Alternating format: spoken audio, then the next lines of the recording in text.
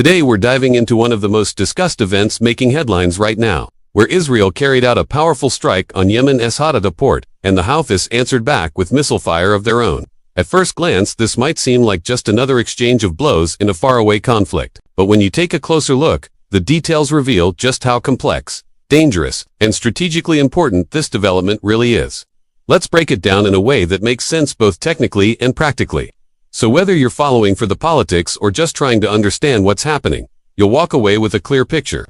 The first thing to understand is the target itself. Hodeidah isn't just any location in Yemen. It's a critical port that handles a huge amount of the country's imports, including humanitarian aid, like food and medicine.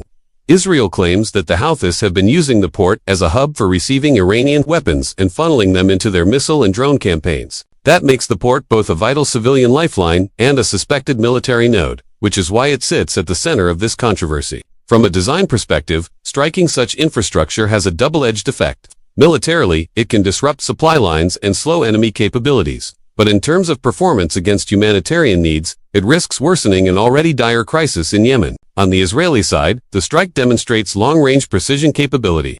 It's not a simple operation to hit a target several hundred miles away from home territory. That involves advanced intelligence gathering, mid-air refueling, coordination, and precision-guided munitions. This shows Israel's Air Force not only has the range, but also the accuracy to hit facilities that it deems threats even outside its immediate neighborhood. For analysts, that's a showcase of performance, the ability to strike with accuracy at extended distances. For ordinary viewers, it's a reminder of how modern militaries operate almost like machines with global reach, where surveillance, targeting, and weapons delivery are interconnected systems working seamlessly. Now let's look at the response. The Houthis fired missiles after the port was hit, signaling that they still maintain operational capacity despite Israel's attempt to limit it. This counterstrike is significant in design terms because it highlights the resilience of asymmetric forces. But Houthis don't rely on traditional large-scale armies or navies. Instead, they use missile and drone technology, often smaller and cheaper but capable of causing damage and spreading fear. The performance aspect here is about endurance, being able to keep launching despite sustained strikes. It's like a smaller fighter using agility and persistence against a bigger opponent with more resources. When we consider the unique selling points of this confrontation, one stands out above the rest: the symbolic and strategic messaging. For Israel, targeting Hodeidah isn't just about military logistics. It's about sending a message that even distant threats can be reached and punished. For the Houthis, firing missiles back demonstrates that they remain defiant and able to challenge a much stronger adversary. This clash of messages becomes part of the larger battlefield, where perception matters just as much as physical damage. In the design of modern conflict, the information war is woven tightly into the kinetic strikes. Each action is meant to grab headlines, shift narratives, and rally support. Another important feature is the regional dimension. Yemen sits at the edge of the Red Sea, one of the busiest maritime trade routes in the world.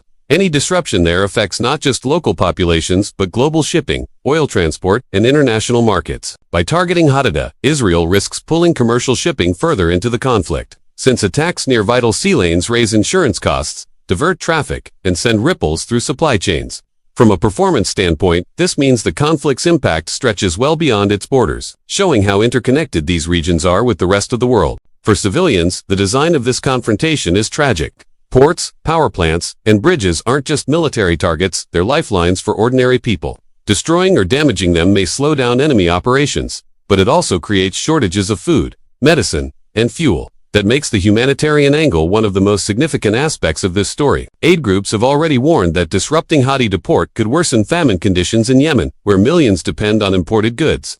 This dubious dilemma is what makes such strikes controversial on the international stage.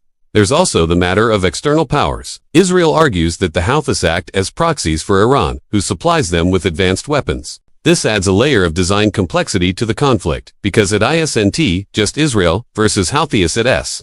Israel sending a signal to Tehran that its reach is global and its tolerance for threats is limited. On the flip side, the Houthis frame their missile attacks as solidarity with Gaza, tying their struggle to the broader Israel-Palestine conflict. That makes the confrontation not just military but ideological, stretching the battlefield across different regions. Looking deeper into the mechanics of the strike, experts note that modern militaries like Israel's rely heavily on layered systems. Satellites, drones, and electronic warfare platforms all play a part in mapping out and neutralizing targets. This shows the sophistication of military design in practice, where strikes aren't random but guided by advanced data and technology. The Houthis, in turn, use simpler systems but adapt them in creative ways, turning commercial drones into attack tools or modifying missiles to extend their reach. This contrast in design philosophy, precision versus persistence, defines much of the current back and forth. From the broader perspective, this confrontation also highlights the ongoing evolution of warfare. Instead of traditional tank battles or large troop movements, conflicts are increasingly fought through long-range strikes, cyber operations, and narrative battles online. For audiences trying to understand what makes this event unique, it's the combination of military precision, symbolic retaliation, humanitarian consequences, and regional ripple effects.